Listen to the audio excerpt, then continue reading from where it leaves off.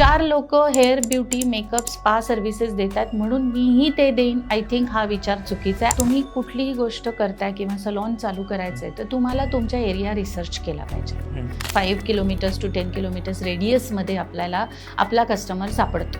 मला वाटतंय म्हणून मी रेट ठेवून चालणार नाही किंवा मी कुठल्या कर्वे रोडच्या ठिकाणी पार्लर चालू करते, बाकी 2 पार्लरला हे रेट आहेत म्हणून मी हे रेट ठेवीन, हे रॉंग आहे. सॉफ्टवेअर कंपनीमध्ये काम करणाऱ्या लेडीज ह्या माझ्या तरी मेन टार्गेट ऑडियन्स आहे. पण हायब्रिड झाल्यामुळे त्यांना मॅक्सिमम घरात नसतात, त्यामुळे तो जो बिझनेसवरती जो फरक पडतो तो अंडरस्टँड करून आता तुम्ही काय देऊ शकता ते पण तर बघितलं पाहिजे.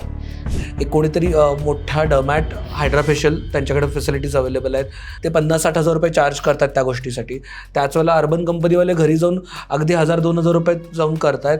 आणि त्याच वेळेला मोठ्या मोठ्या ॲपलसारखेच प्लेयर्स आलेले आहेत जे दिसताना खूप फॅन्सी दिसतंय. सो त्यावेळेला एक इंडिव्हिज्युअल सलॉन काय पद्धतीने काम करू शकतं आणि त्यांनी काय पद्धतीने बघितलं पाहिजे. आज रिस्क फॅक्टर हा प्रत्येक बिझनेसचा एक पायाच आहे जो तुम्ही घेतलाच पाहिजे. पैसे येतील आणि मग मी करीन असं कधीच होणार नाही आहे, कारण प्रत्येक पैशाला एक पाय फुटतो. मग आज जेव्हा मला पैसे मिळतात आणि मला समजतं की आता दिवाळी आहे तर दिवाळीचं प्लॅनिंग मी निदान 4 महिने आधी केलं पाहिजे. जुलै एंड किंवा ऑगस्टमध्ये सुरू झालं पाहिजे जर ऑक्टोबरमध्ये दिवाळी असेल तर.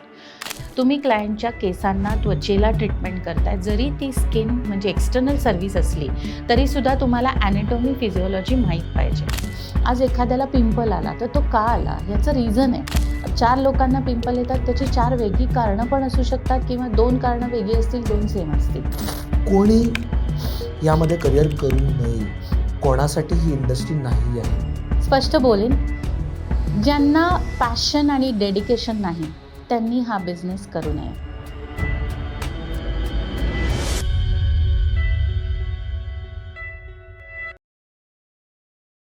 नमस्कार, मी शार्दूल कदम आणि तुमच्या सगळ्यांचं मनापासून खूप खूप स्वागत आहे नवा व्यापारच्या ह्या नव्या सेगमेंटमध्ये.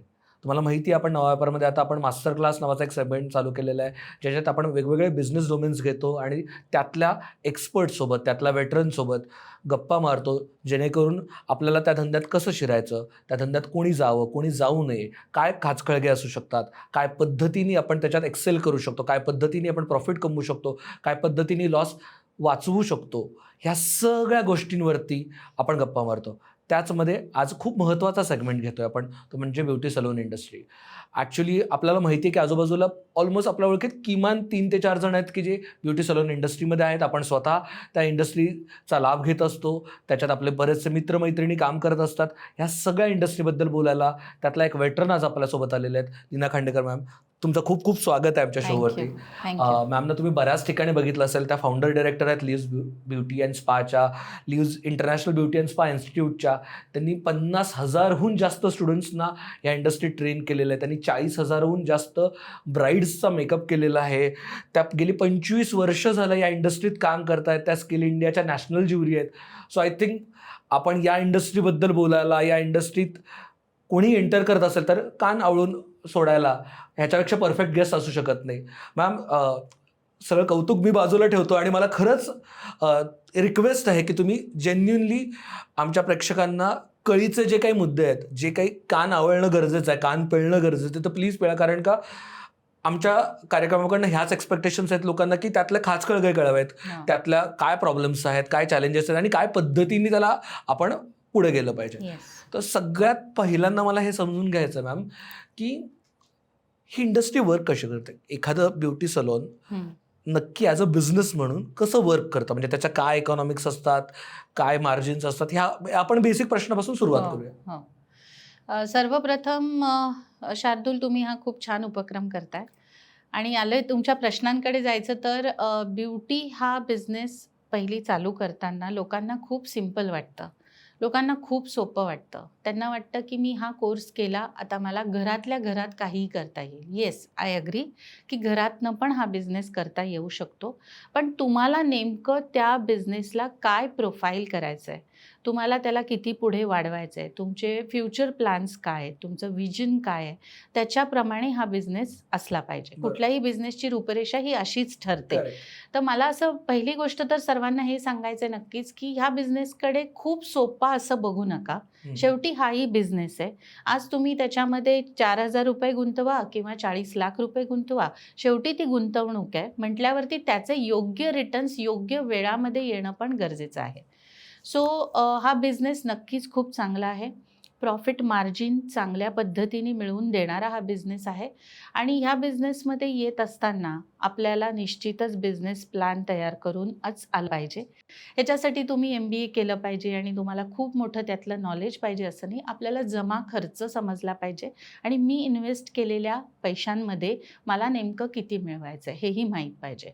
सो ब्युटी बिझनेस हा करत असताना आपल्याला निश्चित स्वतः सेल्फ मेड हा बिझनेस होऊ शकतो. तुम्ही सोल प्रोप्रायटरीशिपवर पण करू शकता आणि या बिझनेसला एक महत्त्वाचा अँगल असा पण आहे की तुम्ही होम सर्व्हिसेस पण देऊ शकता.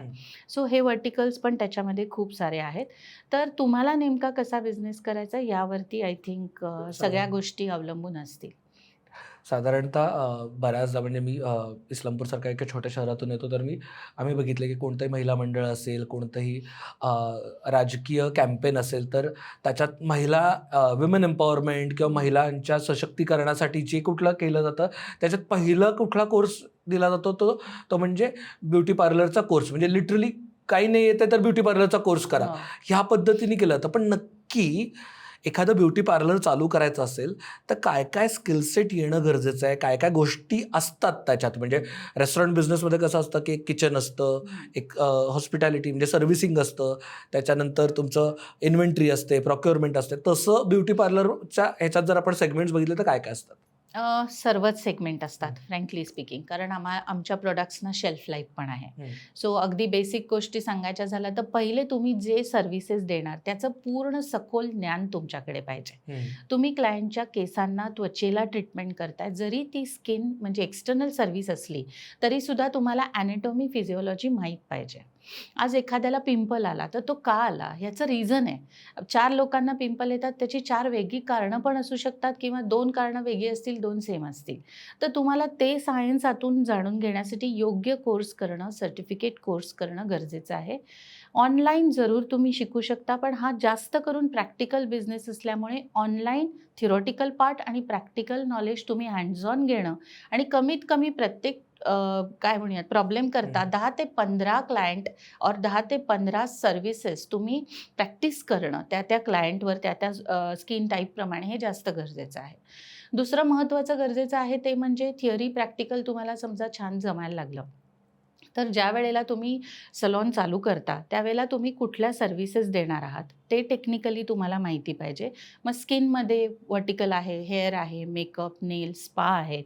तर ह्याच्यापैकी तुमची सर्वात खासियत काय आहे? आता तुम्ही म्हणालात की इन्व्हेंटरी लागते, हे लागतं, तर आमच्याही बिझनेसमध्ये तुम्ही जी खासियत निवडताय, तुम्ही जी सर्व्हिस देऊ इच्छिताय त्याप्रमाणे तुमच्याकडे काय मटेरियल लागणार आहे, त्यासाठी तुम्ही स्वतः एकटे सर्व्हिस देणार आहात का तुम्हाला असिस्टंटची गरज आहे? मग त्या असिस्टंटची काय प्रकारचं सर्टिफिकेशन त्यांचं झालेलं असलं पाहिजे, ते पण तितकंच इम्पॉर्टंट आहे. प्लस ते सर्व्हिस देत असताना त्यांचं ट्रेनिंग इम्पॉर्टंट आहे, कारण की तुम्ही नुसती सर्व्हिस त्याला येतं म्हणून तुम्ही देऊ शकत नाही. तुम्हाला तुमच्या पॅटर्नप्रमाणे तुमच्या कस्टमरला जी रिक्वायरमेंट आहे त्याप्रमाणे ट्रेनिंग प्रोव्हाइड करणं गरजेचं आहे. सामान जे तुम्ही घेता किंवा स्टॉक जो तुम्ही घेता त्याची इन्व्हेंटरी ठेवणं गरजेचं आहे. आलेला इन्कम आणि जाणारे पैसे म्हणजे जमा खर्च थोडक्यामध्ये ह्याची नमूद करण्यासाठी अकाउंट्स मेंटेन करणं गरजेचं आहे. मग ते तुम्ही मॅन्युअल स्वरूपात सुरुवातीला करा, नंतर आता खूप छान सॉफ्टवेअर झालेले आहेत त्याचे, ते तुम्हाला हेल्पफुल ठरू शकतात. बरेचसे आपण लॉयल्टी वगैरे जे प्रोग्राम्स कस्टमर्सना देतो तेही जर तुम्ही तुमच्या पॅकेजमध्ये किंवा तुमच्या सर्व्हिसेसमध्ये ॲड करत असाल तर ते सुद्धा तुम्हाला मॅन्युअली मेंटेन करता येऊ शकतं और सॉफ्टवेअर थ्रू करू शकता.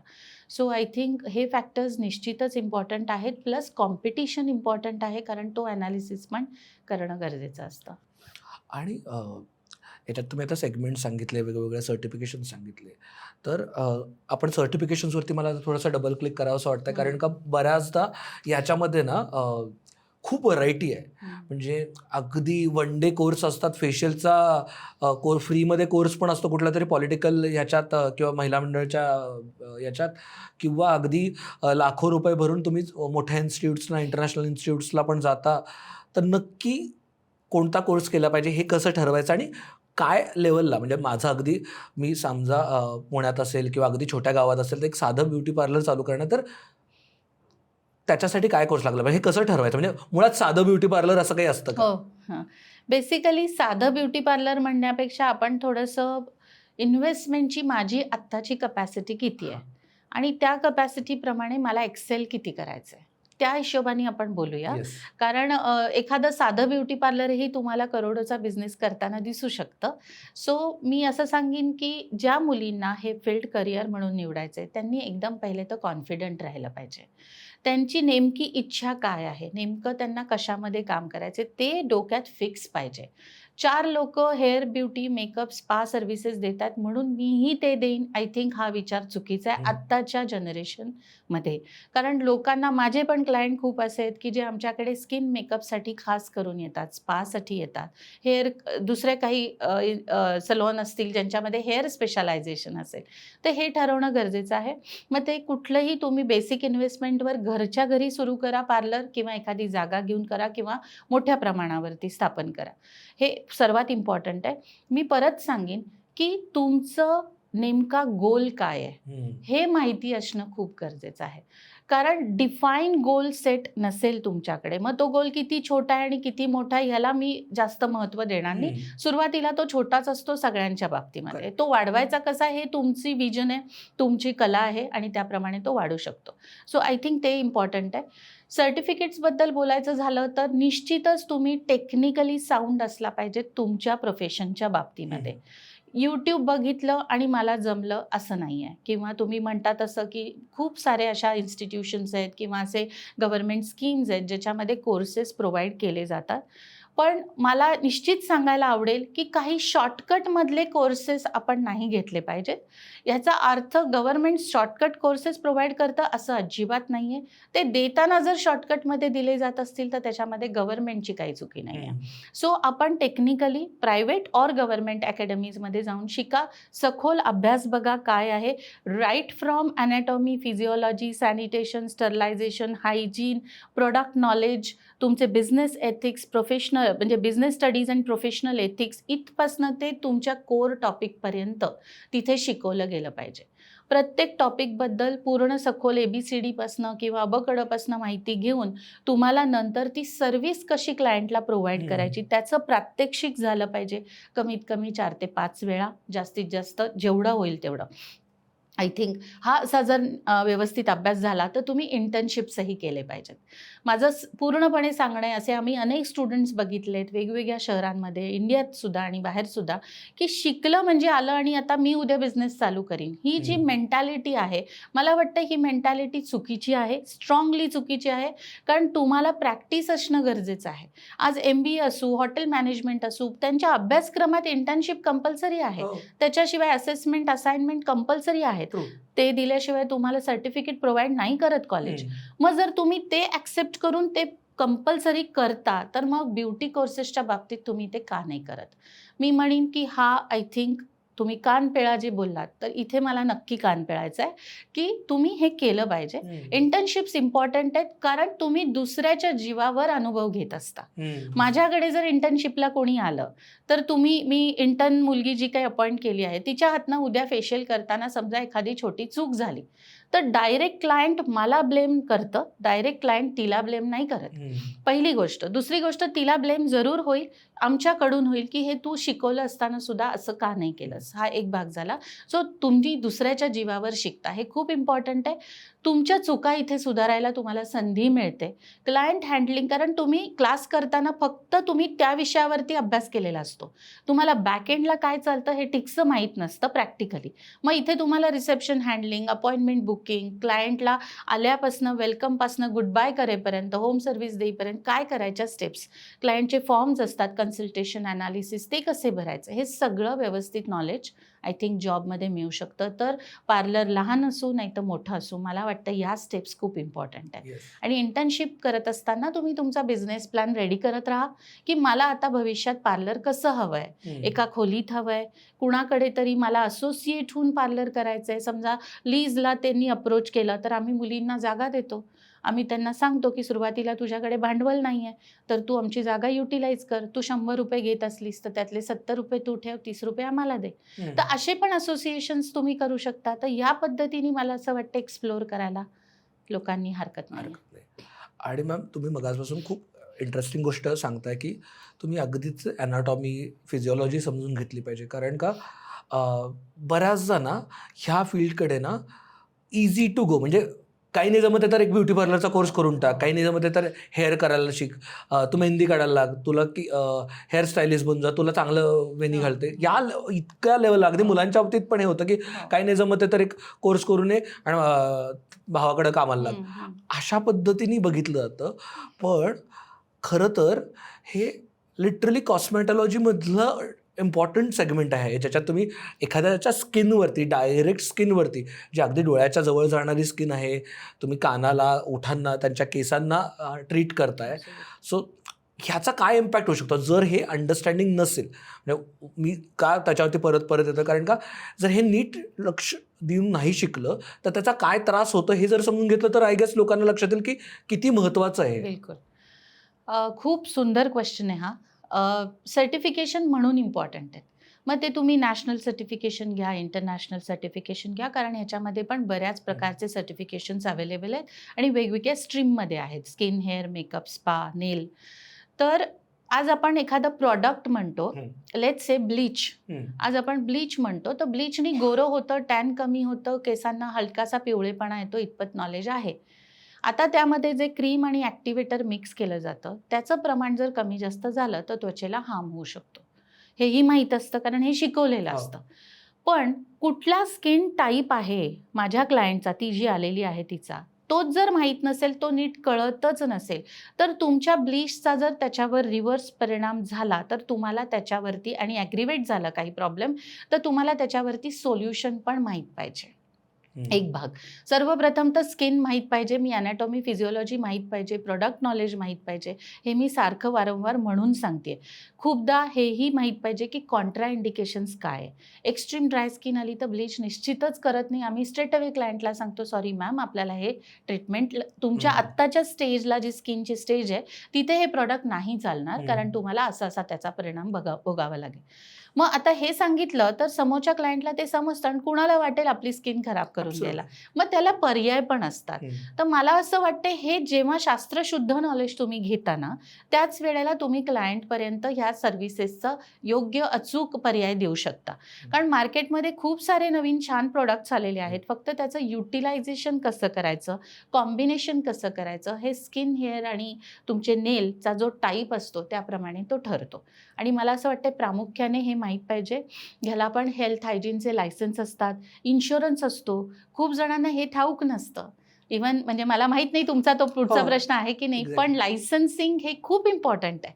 सो मला असं वाटतंय की नॉलेज घेऊन तुम्ही काम करणं ऑलवेज लॉजिकल आहे. कोणत्या लायसन्सेस असतात आणि इन्शुरन्स मला नव्हतं माहिती. सो एक तर पहिला कोणत्या लायसन्सेस असतात आणि काय पद्धतीचं इन्शुरन्स असणं गरजेचं आहे या फील्डमध्ये. करेक्ट. बेसिकली लायसन्समध्ये रेग्युलर तुमचं जे प्रोप्रायटरशिप असेल, सोलो प्रोप्रायटर तुम्ही आहात, पार्टनरशिपमध्ये काम करत असाल तर ते डॉक्युमेंटेशन क्लिअर पाहिजे. आता शॉप ॲक्ट, उद्यमी जे MSMEसाठी महत्त्वाचं लायसन्स आहे ते घेणं बायकांनी तर जरूर घ्यावं, मी आग्रहाने सांगेन. तर कारण गव्हर्नमेंट खूप छान फॅसिलिटीज देते, त्याचा आपल्याला भविष्यात उपयोग होऊ शकतो. त्याच्याचप्रमाणे तुम्हाला GST जर ॲप्लिकेबल होत असेल तर GST आपल्याला असणं आवश्यक आहे. तर ह्या सगळ्यांनी हेल्थ अँड हायजीन लायसन्स असलं पाहिजे. इन्शुरन्स मिळतो. इन्शुरन्स तुमच्या इन्फ्रासाठी मिळतो, तुमच्या सलॉनमध्ये जो टीम, तुमची स्टाफ जो काम करत असतो त्यांच्यासाठी मिळतो. सेल्फ इन्शुरन्स तर आपण आपला करतच असतो. तर ह्याच्यासाठी हे सगळ्या प्रकारचे लायसन्स आणि हे डॉक्युमेंटेशन तुमच्याकडे क्लिअरली असणं गरजेचं आहे. खूपदा आपण मोठ्या ग्लास लावतो, आम्ही मिरर्स लावतो भले मोठे, तशासाठी सुद्धा व्यवस्थित इन्शुरन्स मिळतो. कधी त्याला फुटला, काही झालं, इन्व्हेस्टमेंट खूप केलेली असते कारण, तर तोही इन्शुरन्स असतो. तर हे नॉलेज घेऊन व्यवस्थित एजन्सी अपॉइंट करून आपण या गोष्टी केल्या पाहिजेत. आता आपण इन्व्हेस्टमेंटबद्दल बोलतोय जेव्हा, तर आपण काय पद्धतीने बिझनेस प्लॅन करताना, इन्व्हेस्टमेंट प्लॅन करताना काय पद्धतीने केलं पाहिजे? कारण का मुळात बऱ्याचशा बिझनेसेसमध्ये तो अंदाजच चुकतो. म्हणजे एस्पेशली ज्या इंडस्ट्री सोप्या वाटतात तिथे हीच चूक होते, की लोकांना वाटतं की हा 2 लाखात होऊन जाईल. किंवा म्हणजे रेस्टॉरंटबद्दल बोलताना आमचं असं झालं, लक्षात आलं की लोकं चालू करतात आणि शेवटच्या गोष्टीवर ते लक्षात येतं की पैसे संपलेत आणि मग कॉम्प्रोमाइज होतं आणि त्यांनी खूप लाँग टर्म इम्पॅक्ट पडतो. सो इथे कसं पद्धत आहे, म्हणजे जसं सॉरी मी रेस्टॉरंट म्हणतो कारण की मी त्याबद्दल आता रिसेंटली अभ्यास केला त्याच्यामुळे, की बाबा 30 टेबलचं रेस्टॉरंट असतं, 10 टेबलचं असतं, या पद्धतीने काउंट केलं. इथे कशा पद्धतीने किंवा 4 खुर्च्यांचं पार्लर सलून आहे का, काय काय पद्धतीने केलं जातं आणि त्याच्या साधारणतः काय ठोकताळे असतात इन्व्हेस्टमेंटची, की बाबा 20% इन्व्हेस्टमेंट ही तुमच्या इन्फ्रास्ट्रक्चरला लागणार आहे, 10% इन्व्हेंटरीला लागणार आहे, 30% सर्व्हिसला लागणार आहे, 40% ऑपरेशनला लागणार आहे. सी बेसिकली सांगायचं झालं तर पुन्हा आपण थोडंसं तुम्ही नेमकं इन्व्हेस्टमेंट काय कशामध्ये करताय, घरातून चालू करताय, तुम्ही जागा घेऊन करताय, मोठी जागा घेताय, लहान जागा घेताय, यावरती Depend. अवलंबून आहे. आपण ऑन अन ॲव्हरेज बोलायचं झालं हां. तर कमीत कमी 5 लाखापासनं, म्हणजे मी हे घरगुती हां. सेटअप सांगते, Yes. 5 लाखापासनं ते साधारण 25 लाखापर्यंत आपण व्यवस्थित इन्व्हेस्टमेंट करू शकतो, यामध्ये मध्ये करू करू शकतो. शकतो. असं नाही की 5 आणि 25, हां. 5 ते 25च्या Correct. मध्ये.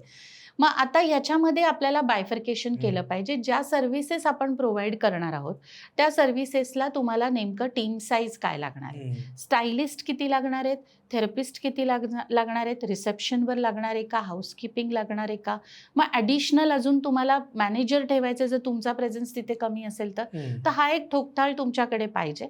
त्यांचं सॅलरी स्ट्रक्चर ॲप्रोप्रिएट पाहिजे. साधारणतः आता सॅलरी स्ट्रक्चर आणि सर्व्हिस काय ऑफर करतोय, काय लेवलची ऑफर करतोय, त्याप्रमाणे त्या स्टायलिस्ट तेवढा एक्सपिरियन्स घेणं गरजेचं आहे. म्हणल्यावर सॅलरीचं तुमचं गणित तसं असलं पाहिजे. त्याच्यानंतर तुम्ही जे काय आता रेंटवर जागा असेल तर ऑफकोर्स तुमचं सिक्युरिटी डिपॉझिट आणि रेंट हे पण इम्पॉर्टंट आहे. प्लस तुम्हाला तुमचं 6 मंथ्सपर्यंतचं सबस्टॅन्शियल अमाऊंट तुम्ही फर्स्ट मंथमध्येच तुम्ही जी काही इन्व्हेस्टमेंट अमाऊंट काढलेली आहे त्याचं कॅल्क्युलेशन आधीच ठेवून दिलं पाहिजे बाजूला. कारण तुमचा बिझनेस प्लॅन जरी किती अप्रोप्रिएट असला तरी त्याच्यामध्ये 5-10% उपर नीचे होऊ शकतं. त्यामुळे 6 मंथ्सचं सबस्टॅन्शियल तुमच्या गोष्टी हातामध्ये असणं गरजेचं आहे. इन्व्हेस्टमेंट करत असताना प्रॉडक्ट्स इम्पॉर्टंट आहे, कारण यांना एक्सपायरी असते. तुम्ही खूप जास्त स्टॉक करून पण चालत नाही. तर तुमच्या सर्व्हिसेसला अनुसार तुम्ही प्रॉडक्टचे रेंज ठरवली पाहिजे, की कस्टमर कुठल्या पद्धतीचा कस्टमर तुम्ही सर्व्हिसला येणं अपेक्षित आहे. मग त्याचं प्रीमियम क्वालिटीचे प्रोडक्ट्स पाहिजेत का, तुम्हाला एक साधारण मध्यम क्वालिटीचे प्रोडक्ट पाहिजे, जेणेकरून कस्टमरला 2 रेंज देणं नक्कीच आपलं काम आहे. ऑप्शन्स असले पाहिजेत. तर त्या दृष्टीने तुम्ही प्रॉडक्टवरती एक तुमचा इन्व्हेस्टमेंटचा रेशो ठेवला पाहिजे. ॲडव्हर्टाइजमेंट, मार्केटिंग, ब्रँडिंग ह्याच्याशिवाय सध्या पर्याय उरलेला नाही आहे.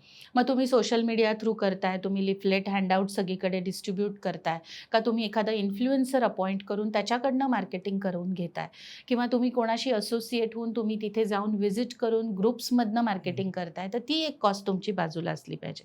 सो ओव्हरऑल माझ्या मते मी म्हटलं तसं 5 लाखापासनं ते 25 लाखापर्यंतची साधारण आपली इन्व्हेस्टमेंट असू शकते. आणि मी म्हटलं तसं ह्याचा जर तुम्हाला अजून बायफर्केशन बारीकपणा पद्धतीने करायचं झालं तर आपली सॅलरी आणि या सगळ्याची अमाऊंट एक साधारण 10 ते 20% नक्कीच जाते. रेंट आणि सॅलरी ह्या 2 असे मेन एक्सपेन्सेस आहेत, मोठे एक्सपेन्सेस आहेत ओव्हरऑल सिनारिओमध्ये किंवा ओव्हरऑल बिझनेस प्लॅनमध्ये. ॲडव्हर्टाइजमेंटमध्ये कमीत कमी 10% पर्यंत आपली अमाऊंट जाते सुरुवातीचे निदान 3 ते 6 महिन्याकरता. मग ग्रॅज्युअली तुम्ही कस्टमर बिल्टअप करत जाता, कस्टमर रिटेन्शन जसं होत जातं, मग ते वर्ड ऑफ माउथ होतंय का, ॲडव्हर्टाइजमेंट कॅम्पेननी होतंय का, तुमची कुठली तरी टीम मेंबर ते जास्त करायला तुम्हाला सपोर्ट करते, मग तिथे तुमचं रॉयल्टी, लॉयल्टी दोन्ही पॉईंट्स तिथे जमा होऊन तुम्हाला त्यांनाही ते बेनिफिट्स पुढे दिले पाहिजेत, जेणेकरून तुम्हाला अजून जास्त बिझनेस मिळेल. So I think business plan हा खूप व्यवस्थित असणं गरजेचं आहे. आणि कस्टमर रिव्ह्यूज, कस्टमर सॅटिस्फॅक्शन, त्यांची रिक्वायरमेंट फुलफिल करणं, जरूर पडेल तिथे कस्टमाइज सर्व्हिस देणं, I think that is a की टू सक्सेस. सगळ्यात महत्त्वाचा पार्ट आहे कस्टमर रिव्ह्यूज. मला कस्टमर रिव्ह्यूजवरती जायच्या आधी खूप महत्त्वाचा फॅक्टर या सेगमेंटमध्ये मला समजून घ्यायचा आहे, तो म्हणजे इक्विपमेंट्स लागणार आहे, इक्विपमेंट्सवरती किंवा जे काही तुमचे इन्स्ट्रुमेंट्स आहेत त्याच्यावरती किती खर्च केला पाहिजे आणि काय लेवल किती रेंज ठेवली पाहिजे. कारण का प्रोडक्टमध्ये अगदी स्वस्तात स्वस्त प्रोडक्टपासून शहनाज हुसेन ते अगदी 5-5 हजारचा छोटीशी बॉटलचा शॅम्पूपर्यंत किंवा अजून त्याच्याहूनही जास्त असेल मला माहिती नाही, पण असं सगळे असतात आणि त्याच्यावरून तुमचं सेगमेंट ठरणार आहे. सो हे कसं ठरवायचं आणि कसं टप्प्याटप्प्याने घेतलं पाहिजे का नाही, सुरुवातीपासूनच गोष्टी असल्या पाहिजेत, ह्याला काय क्रायटेरिया लावलं पाहिजे. आय अंडरस्टँड की साईजनुसार तुमच्या लोकेशननुसार हे सगळं ठरणार आहे, पण काय बेसिक क्रायटेरिया लावला पाहिजे ह्याला. मी सांगेन, मी म्हणेन निश्चितच तुम्ही कुठलीही गोष्ट करताय किंवा सलॉन चालू करायचं आहे तर तुम्हाला तुमच्या एरिया रिसर्च केला पाहिजे. आपल्याकडे एक बेसिक नॉलेज सगळ्यांना आहे की 5 ते 10 म्हणजे 5 किलोमीटर्स टू 10 किलोमीटर्स रेडियसमध्ये आपल्याला आपला कस्टमर सापडतो. 80% 70% कस्टमर तिथे सापडतो. मग तो कोण आहे कस्टमर? मग त्या हाऊसवाईफ्स आहेत, त्या वर्किंग आहेत, त्या कॉर्पोरेट सेक्टरमध्ये जास्त काम करणार आहेत का, टीनेजर्स आहेत का, शाळा कॉलेज तुमच्या आजूबाजूला खूप आहेत, कॉर्पोरेट सेक्टर्स जास्त आहेत, हे तुम्ही जाणून घ्या. डिपार्टमेंटल स्टोअर्स आहेत का, हे जाणून घेतल्यानंतर मला डेफिनेटली स्ट्रॉंगली एक तर तुम्ही गुगल लिंक द्वारे किंवा पर्सनली एक 50-100 लोकांशी स्वतःहून बोलून की असं असं आम्ही येत आहोत या भागामध्ये आणि आम्ही ह्या सर्व्हिसेस ऑफर करत आहोत, तुमची जास्त रिक्वायरमेंट कशाला आहे. एक छोटा बेसिक फॉर्म जरी तुम्ही बनवलात तरी कस्टमरला सोपं पडतं, कारण आजकाल लोकांकडे वेळ कमी आहे, ते फॉर्म भरत बसत नाही. तर तुम्हाला एकदम इझिली खूप काही गोष्टी अचीव करता येतील असा रिसर्च केला पाहिजे. लोकेशन खूप मॅटर करतं, त्यामुळे तुमचं लोकेशन निश्चितच चांगलं असलं पाहिजे. आणि आता आपण जेव्हा सर्व्हिसेस किंवा प्रॉडक्ट काय ठेवायचे तर या रिसर्चवर न ठेवायचे. रेट मला वाटतंय म्हणून मी रेट ठेवून चालणार नाही आहे, किंवा मी कुठल्या कर्वे रोडच्या ठिकाणी पार्लर चालू करते, बाकी 2 पार्लरला हे रेट आहेत म्हणून मी हे रेट ठेवीन, हे रॉंग आहे. सो माझ्या कस्टमरला नेमकी रेटची काय अपेक्षा आहे, कुठल्या रेंजमध्ये त्यांना रेट पाहिजे, तोही सर्वेमध्ये आला पाहिजे. याच्याच बरोबरीने तुम्हाला टाईम पण विचारलं पाहिजे त्यांना, कुठला टाईम प्रेफरेबल आहे. मग आपण बघतो पिझ्झा हट पूर्वी होतं तेव्हा, किंवा डॉमिनोज हॅपी आवर्स चा जो स्लॉट असतो, तर आता आमच्याकडे आहे हॅपी आवर्स, कारण Monday Tuesday Saturday Sunday, Friday Saturday Sunday नुकतीच गर्दी होऊन गेलेली असते. मंडे ट्यूजडे फार कमी लोक येतात, मग आमच्याकडे ते हॅपी आवर्स असतात. सो तुम्ही त्यावेळेला मग कुठलं, कारण डिस्काउंटमध्ये तुम्ही कस्टमरला देताय म्हटल्यावरती तुमचं तेव्हाची प्रोडक्ट रेंज बदलते. मग तुम्ही सुरुवातीला मी असं सांगेन की मीडियम रेंजपासून सुरू करा आणि मग हाय एंडला जा ग्रॅज्युअली. हां, तुम्हाला सर्वेमध्येच जर असे कस्टमर मिळाले की नाही त्या एरिया करता ते हाय एंड एक्सपेक्ट करताय, तर of course you have to invest. पण करताना तुम्ही स्मॉल बॉटल्समध्ये इन्व्हेस्ट करा, एकदम पण क्वांटिटी जास्त घ्यायला जाऊ नका. ग्रॅज्युअली प्रोडक्ट क्वालिटी आवडली का, नंतरचे फीडबॅक, म्हणजे आता कस्टमर आले, सर्व्हिस घेतली, मग पहिले 2 महिन्यात तुम्ही ते सगळे कस्टमरला जी सर्व्हिस देताय त्या सगळ्या कस्टमरचा लगेचच फीडबॅक की प्रोडक्ट क्वालिटी आवडली का, ह्या टाईममध्ये जे तुम्ही प्रेफरन्स दिला होता त्यामध्ये झालं का, या गोष्टी मला असं वाटतंय खूप कामाला आहेत. आय थिंक रिसर्च खूप इम्पॉर्टंट. आणि ना लोकांचं खूप अटेन्शन स्पॅन, इवन स्वतःसाठी ट्रीटमेंट करून घेण्याचा स्पॅन पण कमी झाला.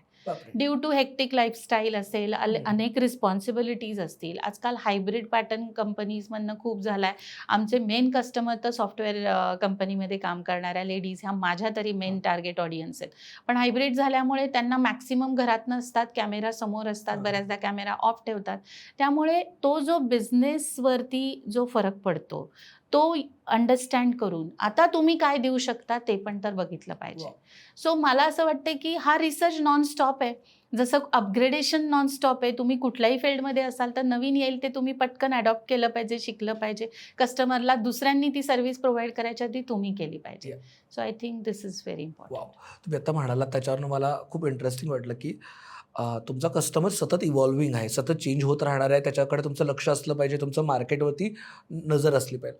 सो जेव्हा अशा गोष्टी घडतात की आता फॉर एक्झाम्पल हायब्रिड झालं किंवा वर्क फ्रॉम होम झालं, त्यानंतर काय चेंजेस करावे लागले, म्हणजे इफ आय मे आस्क, तुम्हाला काय जाणवलं की जेणेकरून तुम्ही चेंजेस केले सो दॅट लोकांनाही लक्षात येईल की काय पद्धतीने विचार केला पाहिजे? पहिली गोष्ट तर चेंजेस म्हणजे सर्वप्रथम आम्ही हॅपी आवर्सवर खरंच फोकस केला आहे. नंबर ऑफ कस्टमर्स जेव्हा आम्हाला कळलं की नाही अशा प्रोफाईल चेंज झाल्यामुळे त्यांचं ब्युटी सर्व्हिसेस कमी व्हायला लागले, तर आम्ही came with the packages. So आम्ही कमीत कमी 4 to 5 सर्व्हिसेस इन 1 पॅकेज असं ऑफर करायला सुरुवात केली. 1 package can be taken by multiple people in the family. म्हणजे से आईला पण एक 5,000चं पॅकेज असेल तर ते मिळून आई, मुलगी, आजी मिळून करू शकतील. सो तिघींचं एकत्र येणं होतं.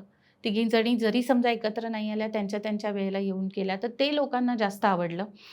त्याच्यानंतर आम्ही सॅटर्डे, संडे जेव्हा ऑफ टाईम असतो, त्यावेळेला आम्ही काही आमचे जे जुने कस्टमर्स होते, ज्यांचं काही कारणाने येणं थोडं कमी झालं होतं, त्यांना आम्ही रॉयल्टी पॉईंट्स द्यायला सुरुवात केली. कारण अनेक वर्ष ते लीजबरोबर कनेक्टेड आहेत.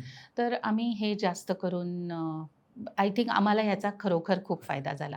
नंतर आम्ही किटी ग्रुप्सना ठराविक पॅकेज बनवून द्यायला सुरुवात केली.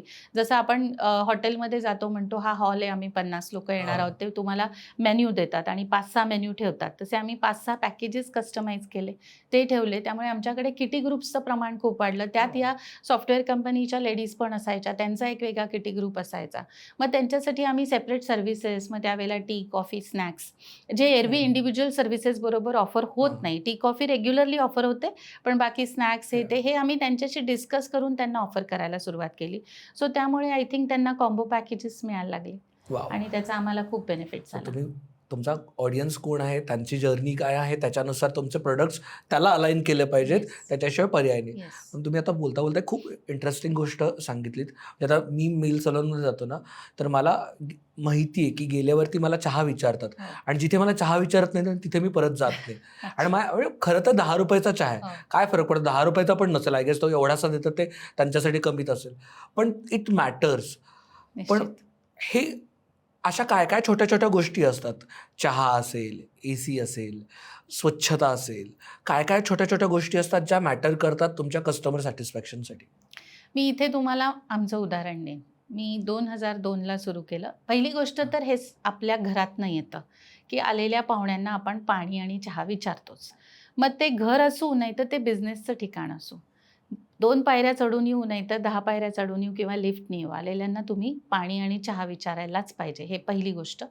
दुसरी गोष्ट म्हणजे हे एथिक्स आहेत, हे बिझनेस एथिक्स आहेत. आज मी आले तरी तुम्ही मला चहा, पाणी आणि चहाचे अजून ऑप्शन्सही विचारले. सो हे आपुलकी दर्शवतं आणि आपण सर्व्हिस सेक्टरमध्ये आहोत. सो सर्व्हिस सेक्टरमध्ये आय थिंक ह्या गोष्टी आपल्याला जर नाही मिळाल्या तर कुठेतरी दुखतं मन क्लायंटचं. आणि मला असं वाटतंय, मी आमचं उदाहरण ह्यासाठी देणार आहे कारण आमच्याकडे हक्कानी लीना मी 4ची अपॉइंटमेंट घेते, कॉफी ठेवायला सांग, असं म्हणून येणारे अनेक क्लायंट्स आहेत. आणि हे मी अतिशयोक्ती नाही करत, हे आहेत आणि आम्हाला त्याचा अभिमान आहे, आम्हाला ते खूप छान वाटतं. आणि हे मी तुम्हाला सांगताना माझ्या अंगावर काटा येतो कारण त्या प्रेमाने लोक येत आहेत. मग भले त्या येणाऱ्या आजी असू, ती मुलगी असू, ती आयब्रो फक्त करून जाईल पण ती सांगेल चहा ठेव. सो हे मला असं वाटतं बिझनेस एथिक्स आहेत. यांनी तुम्ही क्लायंटला, आणि जर बिझनेस अँगल मी विचार केला तर तुम्ही क्लायंटला बांधून ठेवता. आज छोट्या गोष्टी असतील, मी केसांना स्ट्रेटनिंग म्हणून एक प्रकार आहे ज्याच्यामध्ये आपल्याला 2 ते 3 तास जास्तच वेळ क्लायंट आपल्याबरोबर असते. निश्चित आपण जर ती लंचची वेळ असेल तर त्यांना लंच ऑफर केलं पाहिजे, स्नॅक्सची वेळ असेल तर स्नॅक्स ऑफर केलं पाहिजे. हे एक भाग झाला. मॉडेस्टी हा एक भाग झाला की तुम्ही क्लायंट केअर कशा पद्धतीने करताय, आल्यापासनं क्लायंट जाईपर्यंत पॅम्परिंग काय करताय. एक लक्षात घ्या, आपण मी पण आज स्त्री आहे किंवा स्त्री पुरुष कोणी असो, प्रत्येकाला पॅम्परिंग आवडतं. करेक्ट. घरी आल्यावर तू दमलायस का, हे घे चहा, आईनी बायकोनी म्हणलेलं आवडेल, बहिणीनी म्हणलेलं आवडेल. तसं मलाही घरी गेल्यावरती नवऱ्यानी, आईनी, सासूनी विचारलं, लीना दमलीस का, पाणी घे. सो हे आपल्याला आवडतं. सो हे पॅम्परिंग कुठेतरी कमी पडतं आणि बायकांच्या बाबतीत नक्की कमी पडतं कारण की त्यांना खूप रिस्पॉन्सिबिलिटीज असतात. घर पण सांभाळायचे, मुलं, संसार, व्यवसाय, हे सगळं सांभाळून स्वतःसाठी सेल्फ टाईम किंवा मी टाईम काढायला मी खूप व्हिडिओज केलेत. मी खूप व्हिडिओज करते की तुम्ही मी टाईम काढा. तुम्हाला महिन्यातनं 1 तास स्वतःसाठी काढायचा आहे. कुठेही गिल्ट मनामध्ये ठेवू नका आणि तो 1 तास स्वतःला पॅम्परिंग करा कारण तुम्ही रिफ्रेश होता, तुम्ही रिएनर्जाइज होता. त्याचा पुन्हा छान पॉझिटिव्ह इम्पॅक्ट तुम्ही तुमच्या फॅमिलीला, तुमच्या वर्कप्लेसला तुम्ही देणार आहात. सो मला असं वाटतं की ते पॅम्परिंग करून घ्यायला जर ती व्यक्ती तुमच्याकडे येते तर तुम्ही तिला कुरवाळल्यानी, 4 शब्द बोलल्यानी, तिचं मॉडेस्टी व्यवस्थित किंवा तिचं पॅम्परिंग छान केल्यानी मला असं वाटतंय त्या कस्टमरला अजून छान वाटतं आणि ती कस्टमर तुमच्याकडे टिकूनही राहते आणि 10 लोक तुम्हाला अजून देऊ शकते. आणि खरं तर इंडस्ट्रीचं नावच ब्युटी अँड वेलनेस आहे. सो ते जेव्हा ते येतात तिकडे म्हणजे माझी बायको मला कायम ओरडते की तू सलूनला गेलास की 2-2.5 तास येत नाही. म्हटलं अगं म्हणजे प्रोसेस असते की मी हो. पहिला दाढी करून घेतो, केस हो. कापतो, त्याच्यानंतर तो छान हेड मसाज करतो आणि तो म्हणजे आता हे हो. मेल पर्स्पेक्टिव्हली हो. सांगू शकतो की मला हेड मसाज काय असतो माहिती नव्हतं, पण केस कापल्यानंतर ना ते एक 2 मिनिटं त्यांनी फक्त असं केलं म्हटलं की अरे छान काहीतरी हे वाटतं. छान होतंय. हे म्हटलं हे पूर्ण कर. ते म्हटलं करतो ना, हेड मसाज करू. कर बाबा. करेक्ट. ती फ्री एक 2 मिनिटाचं पॅम्परिंग केल्यामुळे त्यांनी मला असं झालं की हे मला अजून हवंय हो. आणि त्याच्यामुळे मी कायमस्वरूपीचा त्याचा कस्टमर झालो. बरोबर आहे. म्हणजे आता सहज बोलता बोलता लक्षात आलं की 2 मिनिटाची फ्री ट्रीटमेंट आहे. 2 मिनिटाचं फ्री जे काही लेजर मिळालंय, हे किती महत्त्वाचं आहे कस्टमर सॅटिस्फॅक्शनसाठी. जसं आता तुम्ही खाणं असेल किंवा हो. त्यांना एक पॅम्परिंग असेल, त्याचबरोबर काही फ्री सर्व्हिसेस देणं असेल किंवा फ्री सॅम्पलिंग असेल, हो. ह्या किती महत्त्वाच्या गोष्टी आहेत या बाबतीत. ओके. सॅम्पलिंग किंवा फ्री सर्व्हिसेस नक्की दिल्या पाहिजेत. ह्याच्यात प्रोटोकॉल तुम्ही ठरवून घ्या. कारण प्रत्येक बिझनेसच्या ना SOPs असतात. मी तर म्हणेन बिझनेस नाही, आपल्या फॅमिलीच्या पण SOPs आहेत. खरं आहे. घरात आल्यावर चप्पल इथे काढायची, ड्रेस इथे ठेवायचा, बॅग इथे ठेवायची. सो ह्याच SOPs तुम्ही तुमच्या सेंटरमध्ये, तुमच्या सलॉन स्पामध्ये केल्या पाहिजेत. तर या SOPsमध्ये जर का एखाद्या क्लायंटला तुम्ही वेटिंगवर ठेवत असाल, तर त्यांना मुलगी फ्री असेल दुसरी कुठली, तर तुम्ही त्यांना एक 5 मिनिटाचा फूट मसाज द्या. 5 मिनिटं डोळ्यांना नुसता मसाज करा, चेहऱ्याला मसाज करा. तर तुमचं काय नेमकं काम आहे, तुम्ही काय पद्धतीची सर्व्हिस देताय हे त्यांना कळतं. प्लस त्यांचा जो वेळ आहे त्याला पण तुम्ही एक इम्पॉर्टन्स दिल्यासारखं होतं. दुसरी महत्त्वाची गोष्ट सॅम्पलिंग किंवा तुमचे काही प्रॉडक्ट्स असतील किंवा तुमच्या काही सर्व्हिसेस असतील तर त्या जरूर कस्टमरपर्यंत नेण्यासाठी फ्री देणं किंवा सॅम्पलिंग करण्याचा निश्चित उपयोग होऊ शकतो. तर ह्याला एक प्रमोशनल ॲस्पेक्ट म्हणून आपण नक्कीच बघायला पाहिजे. So I think it is very, very advisable. आणि एक सगळ्यात महत्त्वाचं म्हणजे या ह्याच्यात ना फ्री सॅम्पलिंग झालं किंवा ट्रीटमेंट झाली. त्याचबरोबर ना बऱ्याचदा मी हे मेल सलूनमध्ये पण बघितले हो. आणि फिमेल सलूनबद्दल ऐकलंय हो. कायम, की थोडं सेल्स पुश करतात, की बाबा म्हणजे मुलांच्या बाबतीत असं होतं, की सर तुम्ही टॅन झालात डिटॅन करून घ्या. सर तुमच्या नाकावरती ब्लॅक हेड्स झालेत खूप जास्त, ब्लॅक हेड्स काढून घ्या. मुलींच्या बाबतीत मॅम चेहरा फार हे झालाय, फेशियल करून घ्या. मॅम केस खूप वाढलेत, वॅक्स करून घ्या. ह्या पद्धतीने बऱ्याचदा पुश केलं जातं. म्हणजे आय अंडरस्टँड की हे मार्केटिंग टेक्निक आहे, तुम्ही एक्स्ट्रा सेल्स करताय. पण ह्या बाबतीत काय प्रोटोकॉल असला पाहिजे? कारण का बऱ्याचदा मी तरी ज्या वेळेला मला हे पुश केलं तेव्हा मी पुट ऑफ होतो. माझं असं होतं की हो. घरी जा, मी नाही करणार आहे. हो. हो. आणि मग मी माझ्या आईकडनं, माझ्या बायकोकडनं, बहिणीकडनं ऐकले, "हे तिकडे नाही जाणार. ती मेनकावाली बाई फार मागे लागते. हे करा, हे करा" म्हणून आणि काही सांगते म्हणे. मला काही ट्रीटमेंट सजेस्ट करते. मला माहिती आहे ना मला काय लागतं. सो ह्या पद्धतीचे कॉन्व्हर्सेशन्स काय पद्धतीने अवॉइड केलं पाहिजेत आणि पण बिझनेस तर वाढवायसाठी आपण पुश केलाच पाहिजे. As a ultimately every businessman is a salesman. So cells पण करायचं आहे, पण टर्न ऑफ पण नाही करायचं आहे. तर काय पद्धतीने इथे मला एक खूप छान उदाहरण द्यायला आवडेल. मला आवडतं ते उदाहरण म्हणून मला छान Yes. वाटतं. आपण डेंटिस्टकडे जातो. सगळा चेकअप करतात. हां. मग सगळे दाताची तुमची रचना, आकृती काढतात किंवा त्यांच्याकडे मॉडेल असेल तर त्यांना सांगतात, की आत्ता हे 2ची तातडीने हां. गरज आहे. हे तू 1 महिन्याभराने ये. हे मागचं जे आहे ते काढायला पाहिजे आत्ता, पण आत्ता सध्या मी मेडिसिनमध्ये कंट्रोल करू शकते. काय दिलं त्यांनी तुम्हाला? त्यांनी तुम्हाला फ्युचर ॲस्पेक्ट दिलाय, की ही तुझी नीड आहे. आत्ता तू 2 वर काम कर. तुमच्याशी कारण त्यांनी बोलणं केलेलं असेल, तुम्ही हां. म्हणला असाल, "नाही, माझे हे सुट्टीचे दिवस आहेत. माझं आत्ता एवढंच बजेट आहे." कारण बरोबर. शेवटी बजेट पण तितकंच इम्पॉर्टंट आहे. ॲब्सोल्युटली. मग हा जर का एक डॉक्टर असेल किंवा एखादा बिझनेसमॅन म्हणूया, हा जर का तुमचा ॲस्पेक्ट असेल कस्टमरशी बोलतानाचा, तुम्ही वेलकम करा, बसवा, चहा, कॉफी, पाणी विचारा. तुम्ही त्यांच्याशी डिस्कस करा, की नेमकी मॅम तुमची रिक्वायरमेंट काय आहे? ठीक आहे, अपॉइंटमेंट घेऊन आलेत, मला माहिती आहे आज फेशियलची अपॉइंटमेंट आहे. पण आलं आणि मी फेशियलला नेलं आणि फेशियल केलं असं तर नाही झालं पाहिजे. फर्स्ट टाईम येणारी क्लायंट असेल तर 100% हे केलंच पाहिजे. तुम्ही बसा, स्किन ॲनालिसिस करा. त्याच्यासाठी पण खूप छान टूल्स आहेत आता. मॅग्निफाईंग ग्लॅम्प येतो. तुम्ही बघा, pH स्केल येते, ज्याच्यामध्ये तुमची शरीरातली वॉटर आणि ऑइलची लेव्हल कळते. त्यामुळे तुम्ही किती शास्त्रशुद्ध काम करता हे पण कस्टमरला कळतं. आलेल्या बाहेरून उन्हातान्हातनं आलेल्या घामटत्या चेहऱ्यावरती जर तुम्ही चेक केलं आणि म्हटलात तुझी स्किन ऑइली वाटते, तर कसं चालेल? नाही चालणार ना. तुम्ही त्याला क्लीन करा, CTM करा आणि मग पुढची ट्रीटमेंट करा. तुमचा एक फॉर्मचा पॅटर्न बनवा. त्या फॉर्मवरती तुम्ही सगळे डिस्क्रिप्शन करा, की आत्ता चेहऱ्यावर काय दिसतंय? तुम्ही कुठले घरी प्रॉडक्ट वापरता? सगळं ते जे करतायत ते समजून घ्या. त्यांची रोजची लाईफस्टाईल काय, झोपेच्या वेळा काय, स्ट्रेस लेव्हल किती हाय आहे, हार्मोनल इम्बॅलन्स बायकांमध्ये खूप होतो. होतोय का? नाही होतंय. ठीक आहे.